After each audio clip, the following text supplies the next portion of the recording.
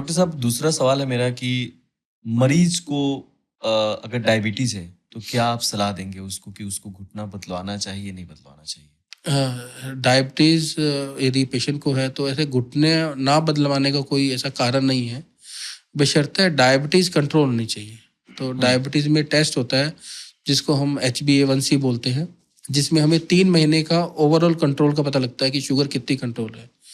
यदि मैं मेडिकल तरीके से बोलूँ, यदि HbA1c 8 या उससे कम है, तो यदि आपको नी रिप्लेसमेंट की ज़रूरत है, डॉक्टर ने आपको एडवाइस कर दिया कि नी रिप्लेसमेंट है और आपको डायबिटीज़ है, तो आप डायबिटीज़ का टेस्ट करवाएं 3 महीने वाला। डेली वाला डायबिटीज़ का कोई रोल नहीं है।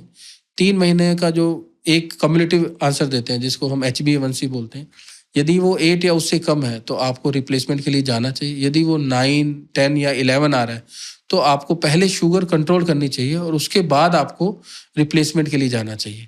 और सबसे इम्पोर्टेंट बात है कि ऑपरेशन से पहले यदि आपका HbA1c ओके आया है और आप रिप्लेसमेंट का मन बन गया है और आप रिप्लेसमेंट करवा रहे हैं, तो ऑपरेशन से पहले, ऑपरेशन के दौरान और ऑपरेशन के बाद शुगर को कंट्रोल रखना बहुत ज़रूरी है।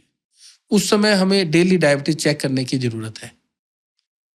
अदरवाइज जो 3 महीने वाली जो वैल्यू है, जो HbA1c है, उसका बहुत बड़ा रोल है। वो डिसीजन देता है कि हमें रिप्लेसमेंट में जाना है या नहीं जाना। मैं यह सवाल दोबारा अपने दर्शकों के लिए डॉक्टर साहब से पूछ रहा हूँ।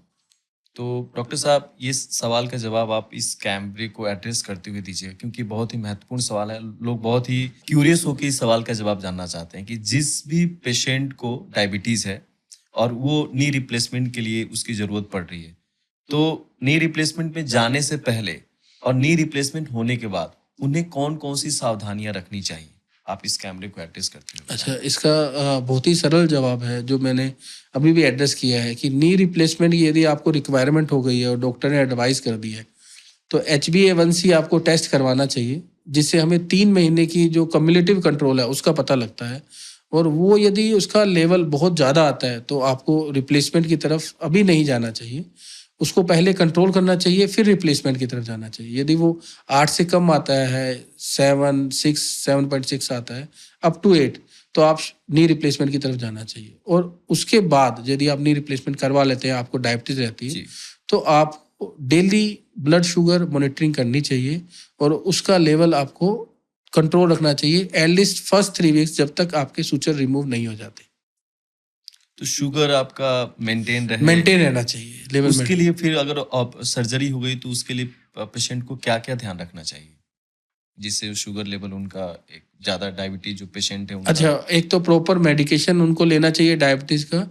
मतलब जब नी रिप्लेसमेंट हो जाता है तो फिजिशियन या एंडोक्राइनोलॉजिस्ट के कंसल्ट करके जो मेडिसिन हैं उनको प्रॉपर तरीके से उनको लेना चाहिए, उसको स्किप नहीं करना चाहिए। क्योंकि क्या होता है कि जब ऑपरेशन हो जाता है, जैसे यदि आपको डायबिटीज़ है और आपका जो सर्जरी जो यदि हो गई है, तो ऑपरेशन के बाद मेडिसिन बहुत सारी हो जाती है। जैसे कुछ मेडिसिन हम देते हैं, orthopaedic surgeon as a antibiotics देते हैं, पेन किलर देते हैं, कुछ कैल्शियम, विटामिन डी, नर्व्स की मेडिसिन देते हैं, और उसको कुछ पहले से कार्डिक मेडिसिन चल रही होती है, कोई थायराइड की मेडिसिन।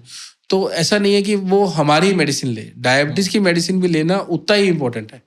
और डायबिटीज़ को जब तक सूचर रिमूव नहीं हो जाते, उसको स्ट्रिक्ट कंट्रोल करना बहुत ज़रूरी है। तो रेगुलर मेडिसिन डायबिटीज़ की भी लें और डायबिटीज़ को पर डे चेक करता रहे कि उसके स्पाइक्स ना आए।